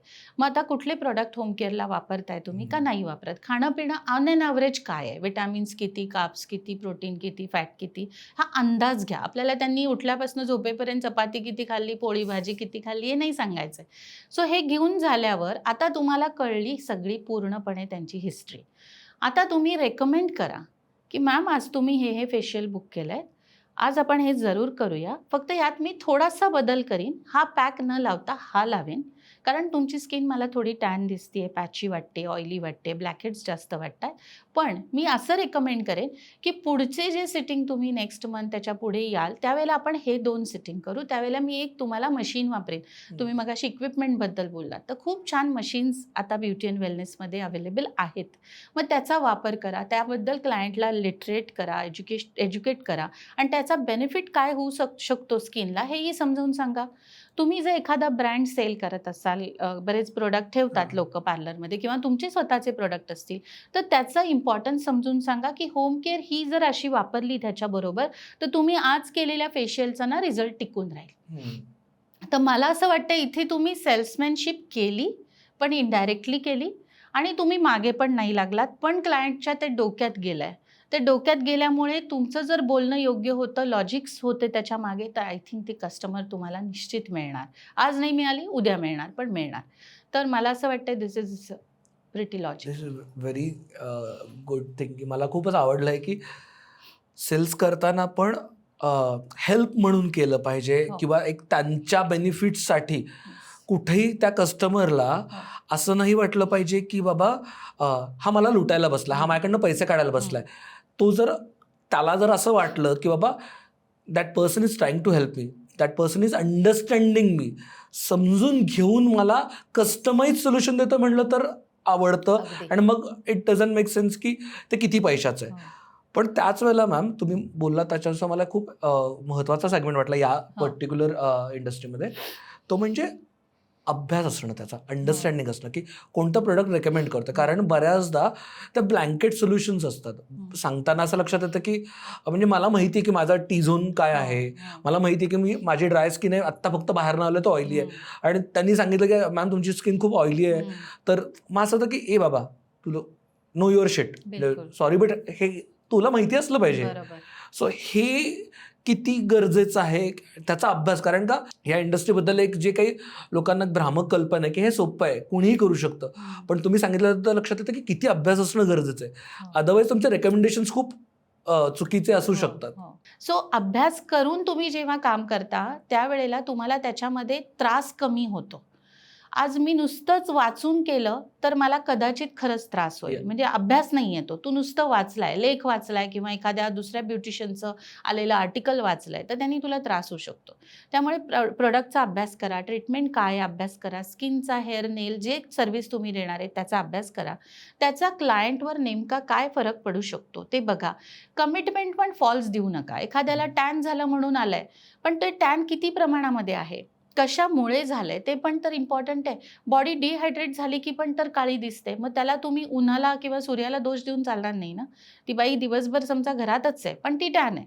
मग याचं रिझन काय असू शकतं चेक करा. वॉटर लेवल किती आहे, ऑइल लेवल किती आहे, पीएच जाणून घ्या. तर बऱ्याचदा मी हे पण बघितले पीएच काय हे पण माहीत नसतं लोकांना आणि ते लोक सर्व्हिस देत आहेत. तर हे रॉंग आहे. तर तुम्ही शास्त्रशुद्ध अभ्यास करा, सर्व्हिस द्या. कस्टमर तुम्हाला नक्की मिळणार, तुमचा बिझनेस वाढणार कारण तुम्ही एथिकल प्रॅक्टिस करताय. खूपदा असं पण होतं की मेडिकल ॲस्पेक्टच्या अँगलनी ब्युटी पार्लरमध्ये सर्व्हिसेस दिल्या जातात. हा विषय कदाचित वेगळा असेल तुमच्यासाठी बरोबर. पण दिल्या जातात. तर आज डॉक्टरांनी करायच्या सर्व्हिसेस ज्या इंजेक्टेबल आहेत त्या ब्युटिशियन नक्कीच नाही करू शकत. पण तुम्ही ज्या सर्व्हिसेस ॲप्लिकेशनच्या सर्व्हिसेस आहेत, एक्सटर्नल सर्व्हिसेस आहेत त्याही देत असताना तुम्ही अभ्यास करून द्या. थोडक्यात सांगायचं झालं तर केमिकल पील्स ब्युटी पार्लर्समध्ये केले जातात. पण तुम्हाला अभ्यास किती सखोल आहे, 10% केमिकल पील कोणाला वापरायचं, कुठलं वापरायचं, कॉम्बिनेशन पील करत असाल तुम्ही तर ते काय कॉम्बिनेशन्स असले पाहिजेत, कुठल्या प्रॉब्लेमवर असले पाहिजेत, त्याची होम केअर काय असली पाहिजे, हे जर रितसर तुम्ही दिलं तर निश्चित याचा चांगला रिझल्ट आहे. कन्सेंट फॉर्म क्लायंटकडनं करून घेणं, कारण आज तुम्ही जेव्हा ब्लीचसुद्धा करता कन्सेंट फॉर्म घेणं गरजेचं आहे असं मला तरी वाटतं. कारण खूपदा क्लायंटची स्किन सेन्सिटिव्ह असू शकते, त्या ब्लीचमुळे रॅश येते, क्लायंटला त्रास होऊ शकतो, केमिकल पील्सनी पण होऊ शकतं. सो आय थिंक हे सारे प्रोटोकॉल्स आहेत जे पण तर आपण आय थिंक फॉलो केले पाहिजे. ॲब्सोल्युटली. आणि अजून एक गोष्ट मला इथे सांगायला आवडेल, कस्टमरनी सुद्धा आहे ना रितसर होम केअर फॉलो केली पाहिजे. सो ब्युटिशियनचं हे मुळात अशा पद्धतीने तिचा ॲटिट्यूड अप्रोच असला पाहिजे की हे तुम्ही केलं तरच हा रिझल्ट येऊ शकतो. कारण आज तुम्ही माझ्याकडे महिन्यातनं एकदा आणि 1 तास येत आहे, मी तुम्हाला मॅजिक करू शकत नाही, कुठलीही जादू करू शकत नाही. मी माझ्या हातात जे कपॅसिटीमधले प्रॉडक्ट्स आहेत ते वापरून सर्व्हिस देणार आहे. म्हटल्यावर होम केअरला जे देऊ ते तुम्ही वापरलं पाहिजे. सो आपल्याकडे बायकांचा तो पण एक थोडासा काय म्हणूया दुर्लक्ष जे स्वतःकडे करतायत त्यासाठी होणारी गोष्ट आहे. कारण खूप मेजर प्रॉब्लेम्स आहेत बायकांना, पण ते सिरियसली ते घेत नाहीत आणि एव्हरी मंथ येत नाहीत, त्यामुळे पण ते होतं. दुसरी एक गोष्ट म्हणजे आता कॉम्पिटिशनमध्ये मल्टिपल लेवलच्या कॉम्पिटिशन आहेत. तुम्ही आता मेडिकल म्हणाला त्याच्यामुळे माझ्या जस्ट कॉम्पिटिशनकडे मी डायरेक्ट जम्प करतोय. ते म्हणजे अर्बन कंपनीसारखं असेल जे तुम्हाला घरी जाऊन ट्रीटमेंट देत आहेत, त्याच वेळेला बऱ्याचशा कॉस्मेटिक क्लिनिक्स आलेले आहेत जिथे हायड्रा फेशियलसारख्या गोष्टी करत आहेत. सो ह्या वेळ आणि खूप सारे इंटरनॅशनल चेंज झालेले आहेत, बरेचसे ग्रुप मोठे प्लेयर्स आलेले आहेत जे सलून्सचे त्यांचे चेन्स आहेत. सो त्यावेळेला तुम्ही काय पद्धतीने या इंडस्ट्रीकडे बघता आणि ॲज अन इंडिव्हिज्युअल तुम्ही काय पद्धतीने बघितलं पाहिजे, हाऊ डू यू डिफरन्शिएट तुम्ही? कारण का ह्या ज्यावेळेला एक कोणीतरी मोठा डर्मॅट हायड्रा फेशियल त्यांच्याकडे फॅसिलिटीज अवेलेबल आहेत, ते 50-60 हजार रुपये चार्ज करतात त्या गोष्टीसाठी. त्याच वेळेला अर्बन कंपनीवाले घरी जाऊन अगदी 1000-2000 रुपये जाऊन करतायत आणि त्याच वेळेला मोठ्या मोठ्या ॲपलसारखेच प्लेयर्स आलेले आहेत जे दिसताना खूप फॅन्सी दिसतंय. सो त्यावेळेला एक इंडिव्हिज्युअल सलॉन काय पद्धतीने काम करू शकतं आणि त्यांनी काय पद्धतीने बघितलं पाहिजे? ओके, माझ्या मते कॉम्पिटिशन ही येतच राहणार आहे आणि कॉम्पिटिशनला खरंच घाबरलं पाहिजे का, तेही इंडियामध्ये, हा माझ्यासाठी खरंच खूप क्वेश्चन मार्क आहे. याचे रिझन्स असे की आपण स्वॉट ॲनालिसिस सगळे करतो बिझनेस चालू करताना. माझे स्ट्रेंथ विकनेसेस काय आहेत, माझ्या टीमचे पण स्ट्रेंथ विकनेसेस मला माहीत पाहिजे की जे ओव्हरकम करता आले पाहिजे ॲज अ ओनर मला. दुसरी गोष्ट, तुम्ही इंडिव्हिज्युअल काम करत असाल, तुमचं एक छोटं सलॉन आहे किंवा तुमच्याकडे 2 स्टाफ घेऊन तुम्ही काम करत असाल, तर हा ॲनालिसिस केला नसेल तर लोकांनी केला पाहिजे. आता राहिला प्रश्न कॉम्पिटिशनचा, तो प्लेयर काय काम करतोय किंवा हा प्लेयर काय काम करतोय आणि मला काय काम करायचं आहे. तुम्ही नक्की सगळ्यांचा अभ्यास जरूर करा की यांनी काय सर्व्हिस दिली, डॉक्टर्स काय सर्व्हिस देत आहेत, मी काय देऊ शकते, माझ्या कपॅसिटीमध्ये काय आहे. आता माझ्या कपॅसिटीमध्ये काय आहे आणि जेव्हा मी म्हणते की इंडियामध्ये कॉम्पिटिशनचा विचार आपण खरंच केला पाहिजे का, तर कारण आपल्याकडे पॉप्युलेशन खूप हाय आहे. तुमचा TG कोण आहे, तुमचा टार्गेट कस्टमर कोण आहे, हा तुम्हाला ठाऊक असेल, तुमचं 1 to 1 त्यांच्याशी डिस्कशन होत असेल, कारण छोटे सलॉन्सचे जनरली 1 to 1 डिस्कशन्स होतात. आता तुम्ही नावं जी घेताय अर्बन क्लॅब वगैरे, इथे यांना कस्टमर कोण होऊन गेला हे माहीत नसतं. ऑफकोर्स नाही, कारण त्यांचा स्केलेबल बिझनेस आहे, त्यांची विजनच पूर्णपणे पर्स्पेक्टिव्हच वेगळा आहे. सो जिथे हे अपेक्षित पण नाही आहे. पण आज तुम्ही इंडिव्हिज्युअल लेवलला काम करताय ना, म्हटल्यावरती मी दिवसभरात एकटी किती कस्टमर करीन. जर 9 तास माझं सेंटर चालू असेल किंवा 10 तास, तर तू 7 ते 8 कस्टमर एकटी करू शकतेस. म्हटल्यावर ते 7 ते 8 मिळवण्यासाठी मला काय करायचं आहे, तर मला कमीत कमी 100 लोकांपर्यंत किंवा अजून 200 जास्तीत जास्त लोकांपर्यंत पोहोचायचं आहे. तू तो विचार कर की मी 200 लोकांपर्यंत कशी पोहोचू, 200 लोकांच्या टचमध्ये कसं राहू, काय मीडिया ब्रँडिंग काय करू, इन्स्टाला काय टाकू किंवा तुमचे व्हॉट्सअप ब्रँडिंग काय करू का पर्सनल कॉलिंग करून टचमध्ये राहू. आणि तुमच्या सर्व्हिसेसला कॅटेगराईज करा, जे ते देऊ शकत नाही आहेत ते द्यायचा प्रयत्न करा.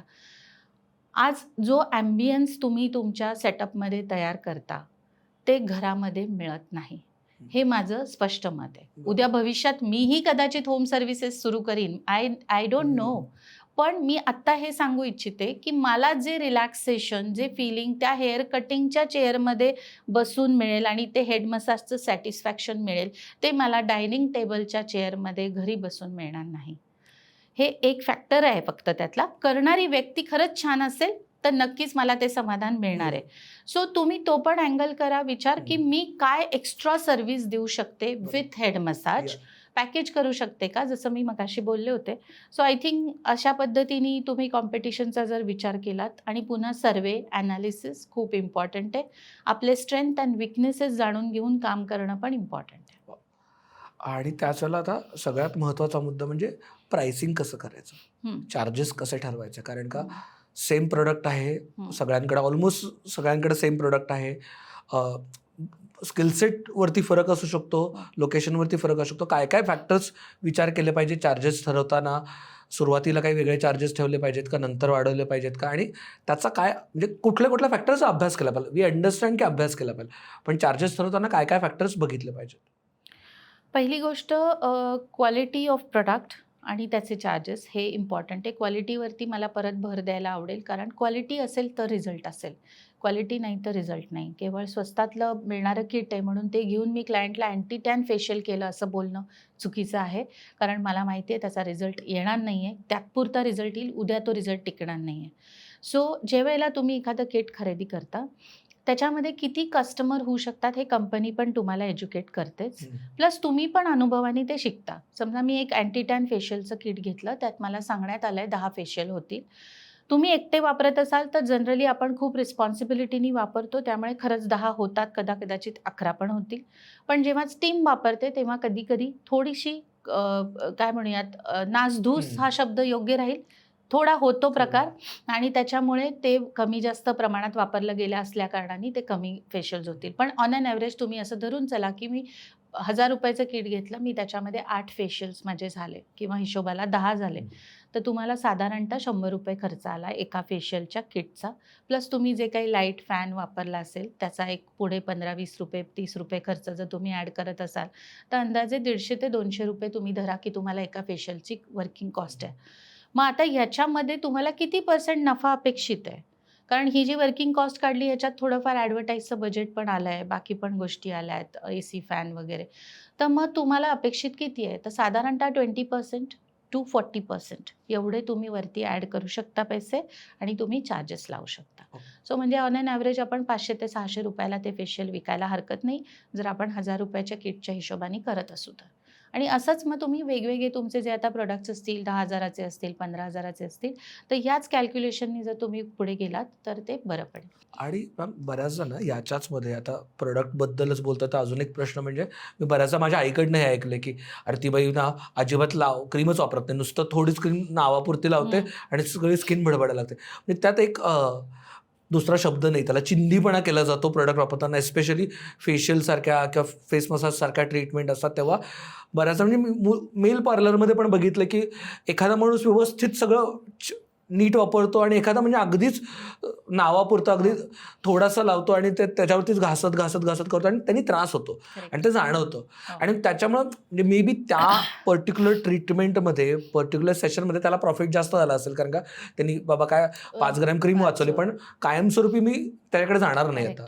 सो ह्या गोष्टींकडं मला डेफिनेटली प्रत्येकाची स्किनची ताकद वेगळी आहे, ॲब्झॉर्प्शनची कपॅसिटी वेगळी आहे, प्रत्येकाचे प्रॉब्लेम्स वेगळे आहेत. तर ते जाणून घेऊन तुम्ही प्रॉडक्ट वापरा, योग्य क्वांटिटी वापरा. 10 लोकांच्या जेवणासाठी 1 चमचा मीठ आमटीमध्ये टाकून चालणार नाही आहे. तसंच आपल्या त्वचेची जी गरज आहे त्या गरजेप्रमाणे जर आपण प्रॉडक्ट वापरलं तर मला असं वाटते की त्यांना रिझल्ट चांगला मिळेल. आज जर रिझल्ट चांगला मिळाला तर तुम्ही म्हणलात त्याप्रमाणे तर कस्टमर तुमच्याकडे परत रिपीट होईल. आणि आम्ही तर हेही करतो की एखाद्याची स्किन एक्स्ट्रीम ड्राय असेल, जरी कमिटमेंट नसेल तरीसुद्धा आम्ही त्यांना एखादा फेस मास्क किंवा एखादं क्रीम डबीमध्ये भरून देतो. का तर तुमच्याकडे आत्ता घरी तुम्ही जे वापरतायत आणि तुम्हाला नवीन घेईपर्यंत वेळ आहे मॅडम, तर तुम्ही तोपर्यंत हे वापरा. 4 दिवस हे तुम्हाला पुरेल. कारण का तर तुम्ही त्यांच्या स्किनची ती रिक्वायरमेंट फुलफिल करताय आणि तुम्ही जो आज रिझल्ट दिला आहे, ही मला तरी मनापासून तळमळ असते की ती टिकावी. कारण तुम्ही माझ्याकडे पुन्हा जोपर्यंत येताय तोपर्यंत मला इम्प्रूव्हमेंट बघायची आहे. करेक्ट. म्हणून होम केअर पण तुम्ही फॉलो करायचे. ह्या आय थिंक अनुषंगाने जर काम केलं तर मला असं वाटते कस्टमर बेस स्ट्रॉंग होतो आणि कस्टमर रिटेन्शनसाठी हे खूप गरजेचं आहे. कॉम्पिटिशन नक्की आहे. मी जरी म्हणलं तुम्ही घाबरू नका, मी तर अजूनही म्हणते घाबरू नका, पण तुम्ही त्यावर काय करता येईल हा विचार करून करा. त्यातला आय थिंक हा खूप बेसिक मुद्दा आहे. करेक्ट. आता मी बघायशी आपण आधी डिस्कस करतो तसं माझ्या ओळखीत बरेचसे जण आहेत जे ह्या इंडस्ट्रीत आहेत. म्हणजे काही मित्र आहेत, काही मैत्रिणी आहेत आणि ते बऱ्याचदा मला फोन करून विचारतात की अरे मार्केटिंग करायचं आहे आणि मग काय करू दे. आणि माझं असं होतं की आणि लक्षात येतं की बोलल्यानंतर की they are not ready to invest. म्हणजे कुठलंही मार्केटिंग असेल का कुठलाही असेल ते पैसे आल्यावरती करू. म्हणजे चिकन आणि म्हणजे कोंबडी पहिलं का अंड पहिलं. म्हणजे मी पहिला इन्व्हेस्ट करू मग मार्केटिंगमध्ये इन्व्हेस्ट करू मग माझ्याकडे क्लायंट येतील का क्लायंट आल्यावरती पैसे येतील मग मी मार्केटिंग करेन. नक्की काय पद्धतीने मार्केटिंगकडे बघितलं पाहिजे. कारण का कस्टमर रिटेन्शन कस्टमर येणं हाही एक मार्केटिंग आणि ब्रँडिंगचाच पार्ट आहे. सो हे कसं वर्क होतं मार्केटिंग स्पेशली छोटं सलून असेल तर. आज जेव्हा तुम्ही अपग्रेडेशन बोलताय किंवा बिझनेस वाढवायचं बोलताय तर मार्केटिंग आणि ब्रँडिंग प्रमोशन ह्याच्याशिवाय पर्याय नाही आहे. मग त्याचे एक बजेट तुम्ही ठरवलंत का? रिसर्च पुन्हा तुम्हाला तेही सांगतो की तुमचा जो कस्टमर बेस आहे 5 ते 10 किलोमीटरमधला तो काय जास्त करतो. तुम्ही तोही एक मुद्दा टाका तुमच्या रिसर्चमध्ये की मॅडम तुम्ही जास्त न्यूजपेपर वाचता, सोशल मीडियाचा कुठला तुम्ही प्लॅटफॉर्म जास्त वापरता, जेणेकरून तुम्हाला कळेल तुमचा ऑडियन्स कुठे काम करतोय, काय बघतोय. त्याला आज एक रील बघायचे जो जास्त इन्स्टावरती आहे का. ओके, सगळे म्हणतात इन्स्टा वापरा म्हणून मी इन्स्टा वापरणार नाही आहे. माझा कस्टमर बेस कॉर्पोरेट सेक्टर आहे, मला लिंक्डइनवर जास्त राहावं लागतं. सो या गोष्टी आपण जाणून घेतल्या पाहिजेत. आज रिस्क फॅक्टर हा प्रत्येक बिझनेसचा एक पायाच आहे जो तुम्ही घेतलाच पाहिजे. पैसे येतील आणि मग मी करीन असं कधीच होणार नाही आहे. कारण प्रत्येक पैशाला एक पाय फुटतो आणि तो तिकडे जातो. मग आज जेव्हा मला पैसे मिळतात आणि मला समजतं की आता दिवाळी आहे तर दिवाळीचं प्लॅनिंग मी निदान 4 महिने आधी केलं पाहिजे. माझा प्लॅन 4 महिने आधी रेडी पाहिजे की मला नेमके दिवाळीत काय पॅकेज हवेत, कुठल्या प्लॅटफॉर्मवर मला ब्रँडिंग करायचे. ते ब्रँडिंग सुरू करताना माझं निदान जुलै एंड किंवा ऑगस्टमध्ये सुरू झालं पाहिजे जर ऑक्टोबरमध्ये दिवाळी असेल तर. मग आता हे करताना जे 4 महिने मला कॉन्स्टंटली करायचं आहे त्यावेळेला मी किती पैसे बाजूला ठेवायचे ते अमाऊंट बाजूला गेली पाहिजे. सो तुम्ही जे काही ॲडव्हर्टाइजमेंट कॅम्पेन करणार आहात, रन करणार आहात त्याचं एक सेविंग तुमच्याकडे असलं पाहिजे. म्हणजे तुमच्या डोक्यात हे येणार नाही की माझ्याकडे पैसे येईन आणि मग मी करीन. सो पर्सनल सेविंग जसे आपण काढतो असं म्हटलं जातं 10% तरी तुम्ही पर्सनल सेविंग बाजूला केले पाहिजेत. तसे तुम्ही एक निदान 10 ते 15% माझ्यासाठी 15% तर तुम्ही तुमच्या प्रमोशन ॲक्टिव्हिटीजसाठी नक्की बाजूला ठेवले पाहिजेत तुमच्या रोजच्या येणाऱ्या कलेक्शनमधनं ऑर मंथली कलेक्शनमधनं. जेणेकरून तुम्हाला हा प्रश्नच पडणार नाही की मी पैसे नाही आहेत आणि आता कधी करू.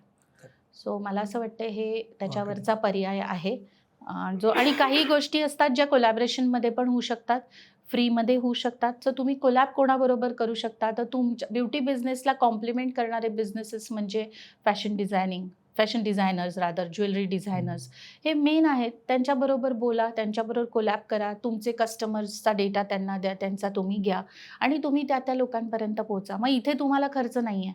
इथे तुम्हाला फक्त लोकांबरोबर चांगले रॅपोज ठेवायचेत, रिलेशन्स ठेवायचेत, एकमेकांच्या पेजवरती क्रेडिट्स द्यायचेत.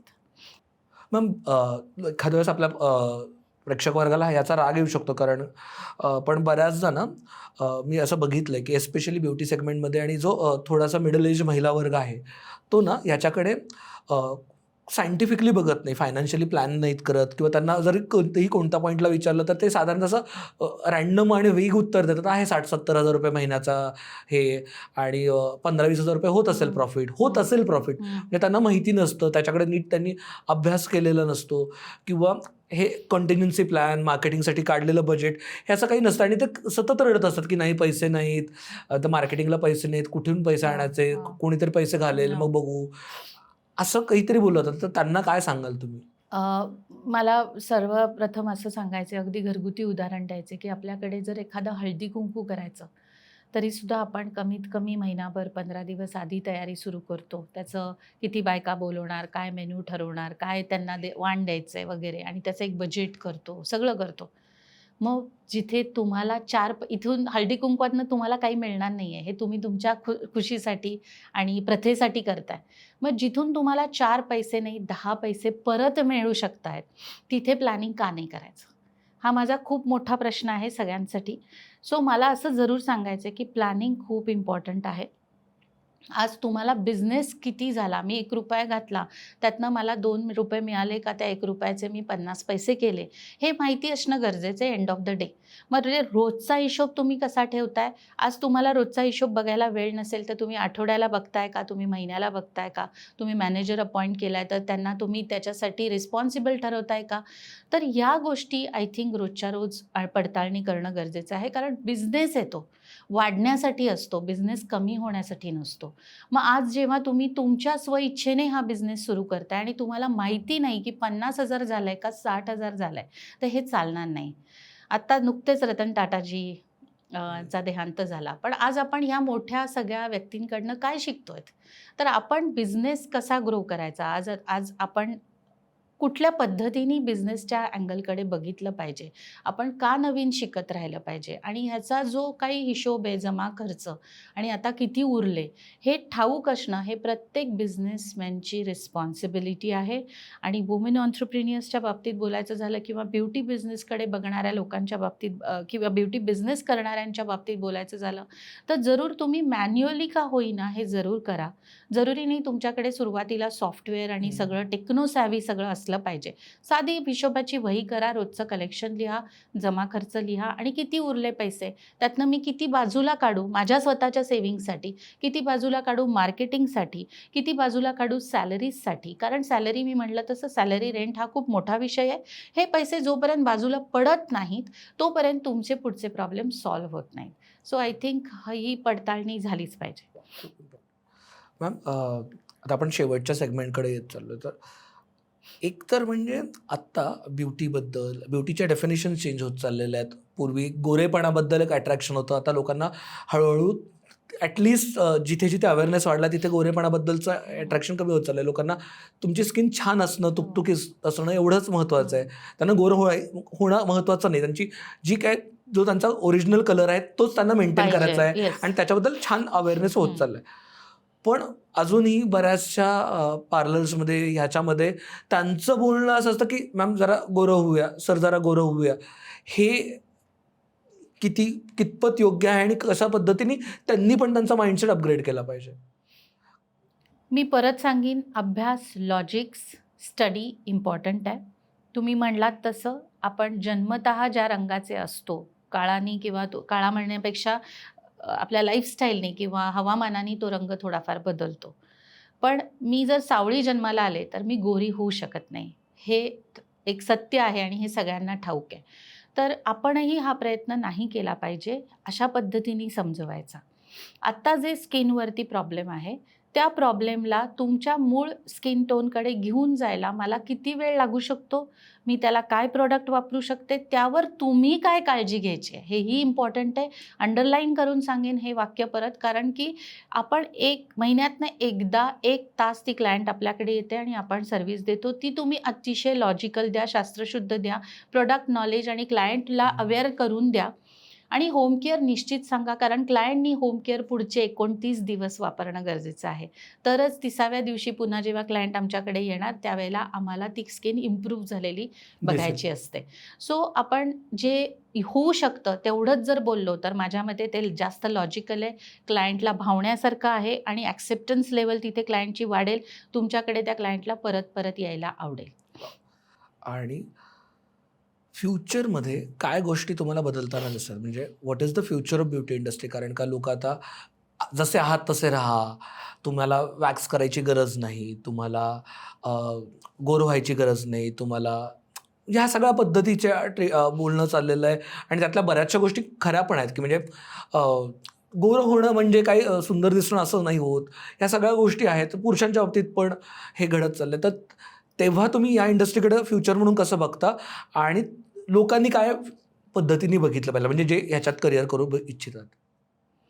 जे काही देवानी दिलेली ब्युटी आहे किंवा नाकेडोळी आपल्याला दिलेलं आहे सर्वांना, मला असं वाटतंय ते जपणं हे वैयक्तिक त्या माणसाचं आणि ब्युटिशियनचं काम आहे. जर ती व्यक्ती तुमच्याकडे त्या विश्वासाने येते आहे आणि तुम्हाला एक एक्सपर्ट समजून येते तर लोकांचा दृष्टिकोन हा जास्त करून हर्बल, आयुर्वेदिक ह्याच्याकडे जास्त वळलेला आहे. त्यामुळे जितकं तुम्ही नॅचरल गोष्टींवर काम कराल, आय थिंक ते भविष्य असेल. याचा अर्थ आर्टिफिशियल करणारच नाहीत का लोकं? तर नाही, असं नाही होणार आहे. कंपनीज येत राहणार आहेत, नवीन-नवीन मशीन्स येत राहणार आहेत. पण जो नॅचरल सोर्स आहे, जो नॅचरल फॉर्म ऑफ प्रॉडक्ट्स असतील, ते जास्त युटिलाइज होतील येत्या काळामध्ये. हे मला स्ट्राँगली नक्की अभ्यासावरनं असं वाटतं आणि ते निश्चितच चांगलं पण आहे. शेवटी आयुर्वेद हे आपलं आहे आणि आज जर त्याचा उपयोग करून आपण काही ब्युटी सर्व्हिसेस भविष्यात देऊ करत असू, तर आय थिंक त्याचे रिझल्ट्स आपल्याला नक्कीच चांगले मिळतील. आत्ता सध्या हे वाक्य बोलताना मला थोडंसं एकच मनामध्ये फक्त गोष्ट खटकते, ती म्हणजे वाढतं पोल्युशन. आपली सगळी लाईफस्टाईल, अवेळी झोपणं, खाणं, पिणं, स्ट्रेस लेव्हल एवढी हाय आहे. 15-15 तास लोकं कामं करतायत. तर ह्या सगळ्याचा परिणाम हा कुठेतरी आतमधून पण खूप होतोय. त्यामुळे फक्त एक्सटर्नल सर्व्हिसेस, मी नुसतं एखादं घरातलं तांदळाचं पीठ त्याच्यात दूध घालून लावीन किंवा डाळीचं पीठ दूध घालून लावीन, यानी तो सॉल्व्ह नाही होणार आहे प्रॅक्टिकली. तर आपल्याला त्याच्यासाठी जसं ॲलोपॅथी आहे, तुमचं होमिओपॅथी आहे आणि आयुर्वेदिक ट्रीटमेंट्स आहेत, तर काही गोष्टी जशा आपल्याला रिझल्ट निश्चित देतात, पण थोडा वेळ लागतो. तसाच हा प्रकार असणार आहे. पण आयुर्वेदाकडे, हर्बल कॉस्मॅटिक्सकडे लोकं नक्की वळतील. मॅम एक महत्त्वाचं म्हणजे याच्यात बऱ्याच ना टीम हा एक मुद्दा असतो आणि सुरुवातीला तुम्ही इंडिव्हिज्युअली करत असता आणि त्यामुळे तुमचा एक रॅपो तयार झाला असतो, तुमच्यासाठी येत असतात क्लायंट. पण हळूहळू म्हणजे माझं असं झालं आहे बऱ्याचदा. मी माझं उदाहरण देईन की माझा ठरलेला हेअरस्टाईलिस्ट होता, मी त्याच्याकडेच जायचो आणि त्याची टीम वाढत गेली आणि माझं झालं की हा नाही मला अपॉइंटमेंट देत आहे, वेळ लावतोय.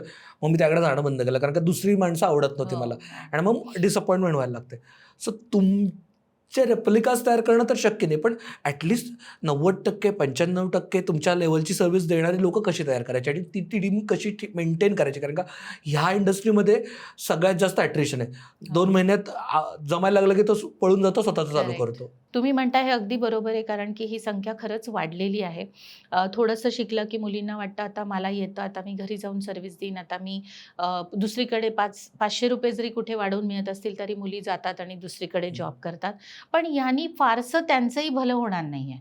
कारण बायोडाटामध्ये आपणही बघतो, इंटरव्ह्यू घेताना 4 नावं दिसली तर माझ्यासाठी ती मुलगी तिथेच रिजेक्ट झालेली असते बऱ्याचदा. कारण की जी मुलगी 6-6 महिन्यात जॉब सोडेल ती माझ्याकडे का टिकेल? हा एक बेसिक मुद्दा असतो. त्यामुळे तिचंही भविष्य व्यवस्थित होणार नाहीये. त्यामुळे ज्या मुली नोकरी करतायत त्यांनाही मी हे सांगेन, की एका ठिकाणी टिकून राहायचा प्रयत्न करा. निदान 2 वर्ष तरी मिनिमम. आणि तुम्ही जे ओनर आहेत त्यांनी सुद्धा टीमची रिक्वायरमेंट समजून घ्या. त्यांना अपग्रेड करायचा पण प्रयत्न करा. आज जर त्यांना 4 गोष्टी येत असतील तर तुमच्याकडनं तुम्ही ॲडिशनल काय शिकवू शकता तेही बघा. कारण अपग्रेडेशन खूप इम्पॉर्टंट आहे. तुम्हाला जर अथॉरिटी असेल, तुमचं इन्स्टिट्यूट असेल तर तुम्ही त्यांना सर्टिफिकेट द्या ते कोर्स केल्याचं किंवा तुमच्याकडे ते जॉब करतायत ह्याचं. जेणेकरून त्यांना वाटेल की त्यांनी तुमच्याबरोबर काम करावं. नंतर बाकी आपण जनरल जे काही सेलिब्रेशन्स करतो, बर्थडेज असतील, एखादी वर्षातनं ट्रिप असेल, तर ह्यानी सुद्धा त्यांना निश्चितच सॅटिस्फॅक्शन Moral मिळतं. येस, तुम्ही एक एक्स्ट्रा काम केल्यानंतर काही ठराविक इन्सेंटिव्ह देत असाल, तर त्या इन्सेंटिव्हमध्ये थोडीशी तुम्ही वाढ करा, जेणेकरून त्यांना सॅटिस्फॅक्शन मिळेल. काही ठिकाणी आम्ही इन्शुरन्स करतो, तर काही फॅसिलिटीज एक्स्ट्रा देण्याचा प्रयत्न करा, जेणेकरून त्यांना वाटेल की त्यांनी तुमच्यासोबत काम करावं. आता आमचे बरेचसे सेमिनार्स होतात, काही मेकअप्स असतात, काही फॅशन शोज होतात. जेव्हा या टीमला तिथे यायला मिळतं, त्यांना एक वेगळ्या प्रकारचं जग बघायला मिळतं. हँड्स ऑन प्रॅक्टिस, सेलिब्रिटीवर काम केलं, त्यांच्याबरोबर एक सेल्फी मिळाला. तर हे कुठेतरी त्यांचा मोराल बूस्ट करतं, की आज मी या ॲक्ट्रेसबरोबर स्वतः मी तिला मेकअप केला आणि हा माझा फोटो आहे. जेणेकरून तुम्हालाही नवीन येणाऱ्या एम्प्लॉईजना हे सांगता येतं, की ही माझी टीम आहे आणि हे काम आमची टीम करत असते. तर हेच तुम्हालाही करायचं आहे. Right. So I think it is win-win situation for both of them. आणि मला वाटतं की अशा पद्धतीने गेल्यानंतर हा जो काही प्रॉब्लेम आहे तो थोडा तरी कमी होईल. फक्त ह्याच्यात ना एक कुठंतरी एक आपला टिपिकल संकुचितपणा येतो की मी ऑलरेडी तिला सॅलरी देते ना, मग अजून काय इन्व्हेस्ट करू? मी ऑलरेडी हे करते तर मग अजून का करू? हे एम्प्लॉईजच्या बाबतीत पण होतं, हे क्लायंटच्या सर्व्हिसिंगच्या बाबतीत पण होतं की मी माझं काम केलं ना, अजून कशाला एक्स्ट्रा करायची गरज आहे? ते एक्स्ट्रा वाटतं. त्याबद्दल काय सांगाल?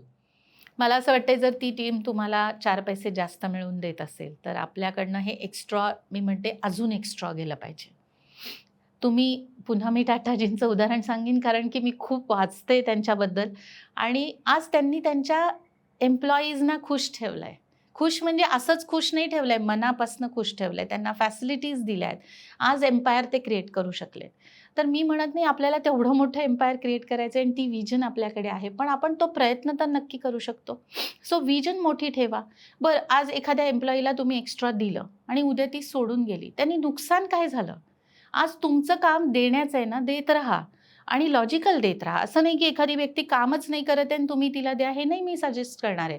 तुम्ही इन्स्पिरेशन, एक व्यक्ती जी आहे, जी एम्प्लॉई तुम्हाला देते, तिच्यामुळे तिची काय प्रगती झाली आहे, हे दुसऱ्या व्यक्तीला जेव्हा सांगायचा प्रयत्न करता, तिच्यासोबतच्या तिच्या मैत्रिणीला किंवा एम्प्लॉईला, हे इन्स्पिरेशननी ती पण एनकरेज होते आणि ती काम करू लागते. सो मला असं वाटतं की हेच विन विन आहे आणि ह्यानीच ती टीम बिल्ड राहील, ह्यानीच ती टीम टिकून राहील आणि तुमचं कस्टमर पण कुठे जाणार नाही. मॅम, शेवटचा प्रश्न आहे माझा. कारण मी ज्या पहिल्या प्रश्नापासून चालू केलं त्याच प्रश्नावरती मी परत एंड करतोय खरं तर, की ह्या इंडस्ट्रीकडे ना हे इझी ॲक्सेस कुणीही करू शकतं, सोपं आहे, काही येत नाही तर हे कर, सगळ्यात कमी खर्चात होऊन जातं, घरगुती करता येतं, 4 बायका केल्या तरी तुला मिळून जातं. ह्या सगळ्या गोष्टींकडे खूप कॅज्युअली बघितलं जातं. तर मला हा प्रश्न आहे की कोणी यामध्ये करिअर करू नये, कोणासाठी ही इंडस्ट्री नाही आहे? बरं, आय थिंक हा कानपिळीचा प्रश्न आहे का? बरं, स्पष्ट बोलेन. ज्यांना पॅशन आणि डेडिकेशन नाही त्यांनी हा बिझनेस करू नये. केवळ नवरा कामाला गेला, मुलं कामाला गेली आणि आता 2 तास मला रिकामा वेळ आहे म्हणून करणारी लोकं पण आहेत. माझ्याकडे खूप पैसे आहेत म्हणून मी सेटअप चालू करीन आणि हाताखाली 2 मुली ठेवीन म्हणून करणारी पण लोकं आहेत. अशी लोकं चालतील, पण ती ॲम्बिशियस पाहिजेत. तुम्ही जरूर पैसा आहे तर त्याचं युटिलायझेशन करा. तुम्ही रोजगार निर्मिती पण करताय, एकीकडे एक चांगलं कार्य समाजासाठी करताय, पण त्याच्याचबरोबर तुमचं विजन क्लिअर पाहिजे. दुसरी महत्त्वाची गोष्ट म्हणजे ज्यांना अभ्यास नाही आहे, जे लोकं यूट्यूबवरनं बघून शिकताय, तिथे शिका. पण तुम्ही practical knowledge, hands on practice करा आणि मग कस्टमर करा तरी चालेल. खूपदा असं होऊ शकतं की माझ्याकडे शिकायला पैसेच नाही आहेत म्हणून मी यूट्यूबवर शिकते. हरकत काही नाही आहे, जरूर करा. पण जे शिकलायत ना ते हँड्स ऑन प्रॅक्टिस पण करा तो व्हिडिओ बघून. तर जेणेकरून तुम्हाला कस्टमरला सर्व्हिस देताना त्याला व्यवस्थित सॅटिस्फॅक्शन पण देता येईल, प्लस त्या कस्टमरला त्याचा त्रास नाही होणार. सो ज्यांनी नाही करायचं आहे, जे वरवर काम करताय ना, त्यांनी कृपया या फील्डमध्ये न काम केलेलं चांगलं. कारण आज 1-2 लोकांमुळे पूर्ण फील्ड जर खराब होणार असेल किंवा पूर्ण फील्डकडे बघण्याचा दृष्टिकोन खराब होणार असेल, तर या फील्डमध्ये इतकी वर्ष काम करताना माझ्यासाठी तो नक्की एक पेन आहे, एक चिमटा आहे आणि तो चिमटा बाकी येणाऱ्या जनरेशनला बसू नये, हा मी नक्कीच सल्ला देईन किंवा मी माझ्याकडनं हे सांगू इच्छिते. कारण खूप तळमळीने रूटला जाऊन काम करणारी लोकं आहेत.